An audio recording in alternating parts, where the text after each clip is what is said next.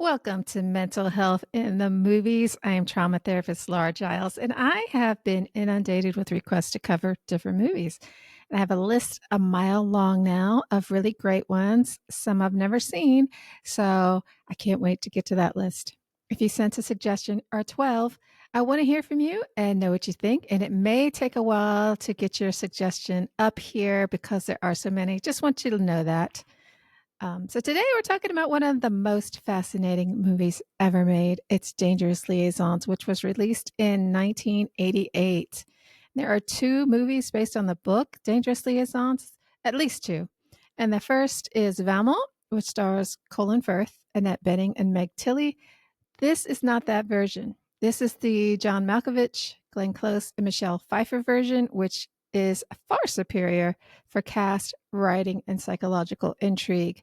And from the first moment I saw this movie, it was one of my favorites, and I hope it becomes one of yours too. If you haven't seen it, unless you want to know what it's about before watching it, I would watch it first because there's going to be spoilers. All right. This is a battle between a narcissist and a psychopath.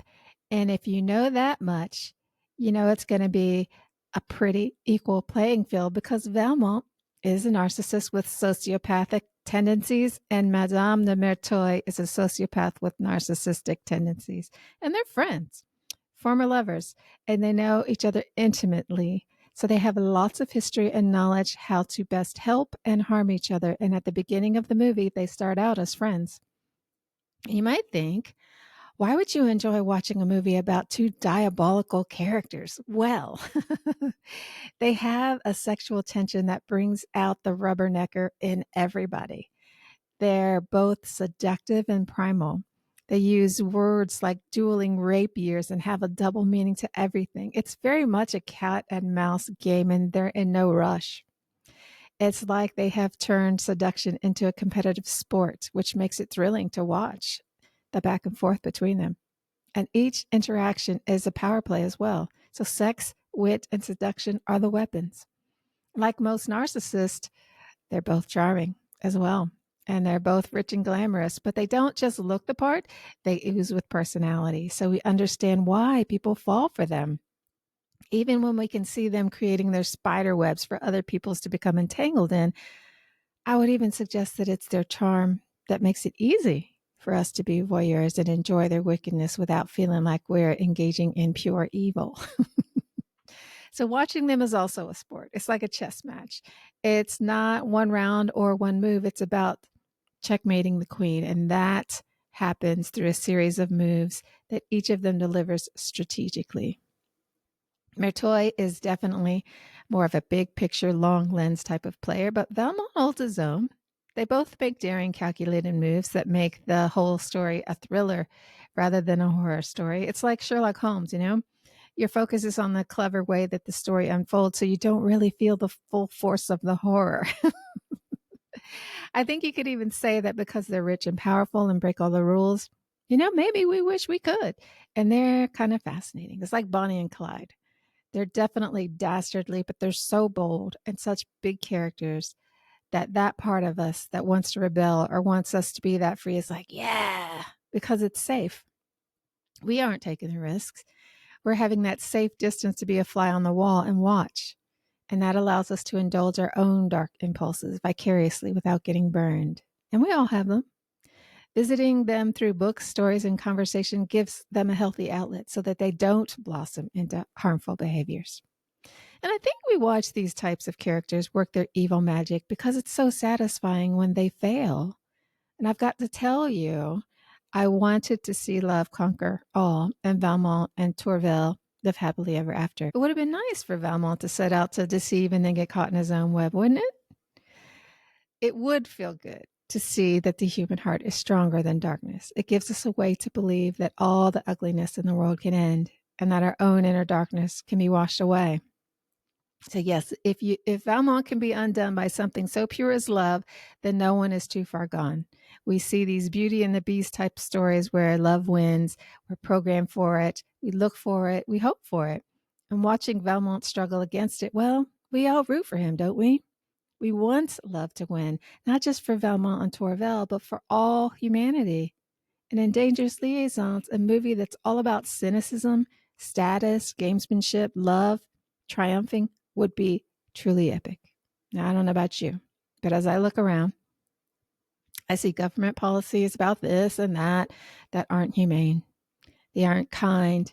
And if love had that type of power, it gives hope for a whole new world, doesn't it? So Valmont's story isn't just about him and Torvel. It's a symbol for us, for what could be.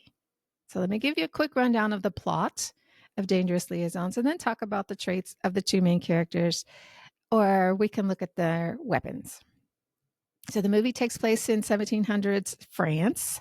And I would say that the main female character, Madame de Merteuil, is in her late 30s. Her cousin, Madame de Volanges, has a 16-year-old daughter, Cécile, who just came out of a convent. Cécile is engaged to be married. So I'm imagining that her mom got married around the same age. So that would make her mom in her mid-30s. But Volanges and Merteuil slept with Valmont in their younger days. So I'm guessing they're all around the same age, so mid-30s. All these people are rich aristocrats. And Merteuil was married to Bastide. Lots of characters. I know it took me like 2 times to really get who's who and who's doing what. There's a lot of characters. But Merteuil was married to Bastide. But Bastide left Merteuil for a mistress who was also Valmont's mistress at the time. So Merteuil and Valmont have reason not to like Bastide. Only Valmont doesn't really seem to care. Cécile is engaged to be married to Bastide. So see all these like intrigues and triangles already. Bastide chose her because he wants a virginal wife, and he figures since she was reared in a convent that that's a safe bet. And Merteuil thinks that if she can get Valmont to seduce Cécile, it would make Bastide a laughingstock so they can both have their revenge on him. And Merteuil thinks that Valmont will jump on this because she says love and revenge are his favorite things. Valmont's not interested. He's known as a rogue, and he doesn't think seducing a 16-year-old girl is much of a conquest. He wants something more, I guess, dastardly. He has his sights set on Madame de Torvel, who's known for her piety, the happiness of her marriage, and her strict morals. And Valmont doesn't want to topple her values. No, he wants her to retain her values and not be able to stop herself. In other words, he wants her to betray everything she holds dear and destroy herself to have him. This is the horrible guy we're dealing with. And he says all this so matter-of-factly, like no emotions, like, oh, this is what I'm doing. Like I could be just walking down the street and just talking about something mundane. Yeah, he doesn't have any guilt at all. But as I said, Merteuil is his equal. And when Valmont says that betrayal is Merteuil's thing, she says, no, cruelty. And later on, we find out she's not lying. She said that. When she was 15, she stuck a fork in the back of her hand underneath the table and kept smiling on her face to train herself not to give away her feelings. Like, who does that? She's crazy. And Merteuil holds on to every slight, no matter how small, and plots her revenge. For her, life is about power and control, and she's very strategic, and she's a master manipulator who plays a long game. We don't know how long ago Bastide left with his mistress, but long enough for Valmont to not care anymore. But Merteuil is not letting that go. If she shows emotion, it's for effect. She never lets anyone know what she's thinking or feeling. Valmont is cut from a different cloth. He's calculating too, but he's more in the moment and shallow. He's out for the thrill and does what makes his ego feel good. The more attention and notoriety he can get, the better. So that's why he picked Torvel. And the more impossible the scam, the more desirable it is for him. It's not personal like it is with Merteuil. Relationships are combat zones for her. But for Valmont, it's about competition, winning, that kind of thing. Women are trophies and men are rivals. But for Merteuil, everyone is a threat that must be controlled. So let's get back to our plot. So Valmont goes to his Aunt Rosamond's. So, sidebar again, Aunt Rosamond isn't his aunt. She's an old lady, a rich lady that Valmont seduced into making him her heir. And I don't mean romantically. It's not a romantic relationship, but he doesn't miss a trick to look out for himself. He's already rich, but why not use this old lady and get her money too? Which he does. And she gives him happily. And she knows that he's a rake, but she thinks this is part of his charm. Anyway, he goes out to Rosamond's country house to be near Tourvel. And Tourvel is being distant because someone told her to be on her guard. And Valmont wants to know who said it. So he instructs his servant to seduce Tourvel's lady's maid so that he can blackmail her into stealing Tourvel's letters. And this is the lengths that he'll go to manipulate and control the situation. So now he finds out Tourvel's servant is following him, just seeing what he's up to. So he goes to the village where someone's being evicted from their house, and he pays money that they owe to save them from destitution and being evicted, so that the story will travel back to Tourvel and serve as evidence that he's a really nice guy underneath. He's just misunderstood. And this works. So she starts to soften towards him. And once Valmont gets the letters, he finds out that it's Vallange who is the one that warned Tourvel. So Vallange is Cecile's mother. So he gets all petty about it, and now he wants revenge against Vallange. So what better way of doing that than to seduce her daughter, as Merteuil asked. So now Cecile is a target too. In the meantime, Merteuil found a music teacher, Danceny, because originally Valmont said he wasn't going to do it. And she wants Danceny to do the deed, only he's young and inexperienced, clumsy. He's completely bungling the whole thing. And Valmont suggests that they don't need help, they need hindrances. So Merteuil suggests that the Vallanges go to Rosamond's house to visit where Valmont is. And this isn't this convenient. And that's where Valmont rapes and begins to groom Cecile. So Cecile reaches out to Merteuil for help because she sure as heck can't talk to her mom. And Merteuil basically says, marry Bastide, have sex with Danceny, Valmont, whoever you want. And she's just normalizing all of this like it's just la la la. And she's encouraging her to be the liar, a sneak, a whore, all of that, which would get her ostracized from society. But Merteuil doesn't care. She just wants to humiliate her ex-husband. So Cecile keeps sleeping with Valmont, consensually this time, as well as Danceny eventually. Before Danceny gets together with Cecile, Merteuil takes him on as a lover. And Valmont is still seducing Tourvel. And when he finally is seconds away from having her, he gets an attack of conscience and leaves her. And then he makes a big mistake and tells this to Merteuil because he's also trying to seduce her too. But that's what narcissists do. They need all the attention. They tell on themselves. They, just needed adoration from whoever's in front of them. And Merteuil reminds Valmont that her deal was that she'd sleep with him if he slept with Tourvel, not Cecile. And she got it in writing, proof in writing. And she says this to put him off. She's actually fuming because Valmont seems to be in love with Tourvel and Merteuil is raging with jealousy. So she mocks Valmont and he can't stand an attack on his vanity. So he tracks Tourvel down, breaks down her defenses, and they finally make love. And Valmont is completely smitten. And he makes a mistake again and tells Merteuil. He's just not the smartest guy. He tells her because he's bragging and he wants to collect on her promise to sleep with him. And he wants to walk around with his chest puffed out like, look what a stud I am. But Merteuil wants that proof in writing. So she denies him his reward. And she also provokes him to break it off with Tourvel, which he does. He says really cruel things. He admits ugly truths, pulls her hair, knocks her down. I mean, he just really wants to make this undoable. So the rift will be complete and unable to mend. Even though he's being brutal, I don't think it's to hurt her. I think he does it because he's afraid he will lose his reputation. He's afraid of falling in love with her.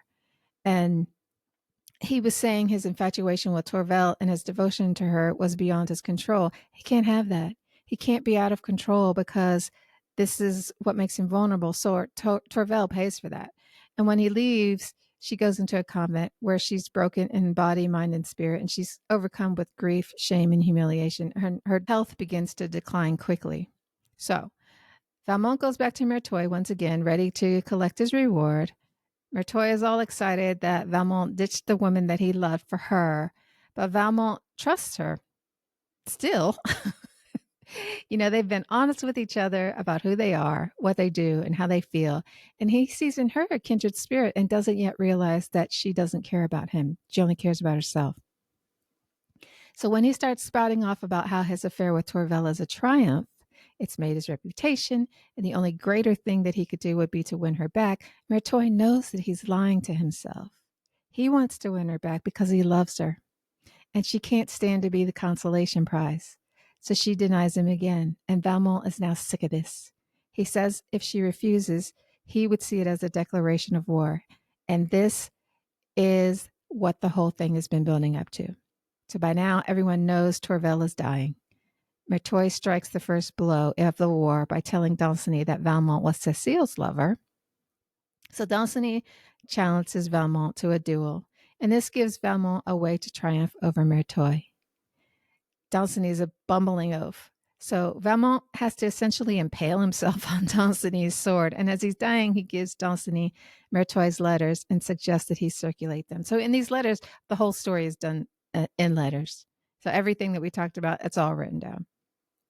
He also asks him to go to Tourvel and tell her how his life has been nothing since they broke, and to let her know how deeply and truly he loved her. And this leads us to a very satisfying ending, because when we see Merteuil, she's all dolled up at the opera, and everyone now knows who she is, and they boo her.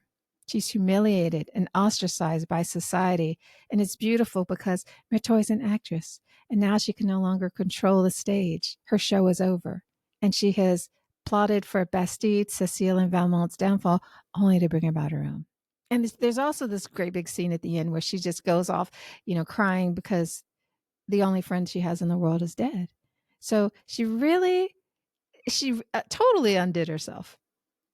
And they live in an aristocratic world where reputation and power are everything, and she's been stripped of everything. As a woman in a male-dominated, socially important world, it's the worst fate imaginable. Meanwhile, Valmont dies, but he doesn't die a villain. By dying in a duel, he regains his pride. Men dueled for honor, and dying by a duel is an honorable thing. Valmont was skilled enough to kill Danceny, but Valmont felt guilty. He felt he deserved punishment, and this was a way to get that as well. So he had the last laugh. Scripting his death was his final act of control, and that also gave him power over Merteuil. So even though she was mad at him, Valmont was the only real friend that she had. She even confessed to having loved him, so this was a stab at her as well. Valmont was always about conquest and the game, but for the first time, he could see the cost of his behavior. The only woman he ever truly loved is dying because of him. And without her, the game felt stupid, senseless, and empty. He just didn't want to do it anymore. His suicide by duel is a way for him to escape his guilt, avoid living in disgrace, and writing the end of his story that is more honorable and face-saving. So he gets to die with compassion, while Merteuil has to live in shame. So if you're sympathetic, you might see Dangerous Liaisons as an ultimate Romeo and Juliet love story, where Valmont knows his Juliet is dead and kills himself so he doesn't have to live without her. You might see this as a story where love did conquer narcissism and win in the end. This is the struggle that people in real life relationships with a narcissist deal with every day. Narcissists can make you feel like they totally understand you, so much so that you feel like you're soulmates, or one soul living in two bodies that feel complete only when you're together. They're smooth operators. They're con men. You see this when Valmont sets up the scene to make it look like he cares for the poor. He only does that to make himself look more desirable and trustworthy. You see it when he raped Cecile. He made her think that she participated and wanted it because he preyed on her innocence and didn't leave her a way out. You see it when he gaslights Tourvel, when she comes up and sees the prostitute there. He makes up some lies and justifies just to see how much he can get away with. He's a game player, a liar, a manipulator, because it's fun for him. Whatever story he's telling, he's center stage. He's the hero. So in doing all the things he does after his death, he looks pretty heroic, but does he? He can't live without Tourvel.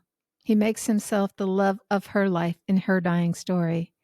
He makes her the center of the world because they're in the same world. So he needs her as an accomplice. This isn't about love.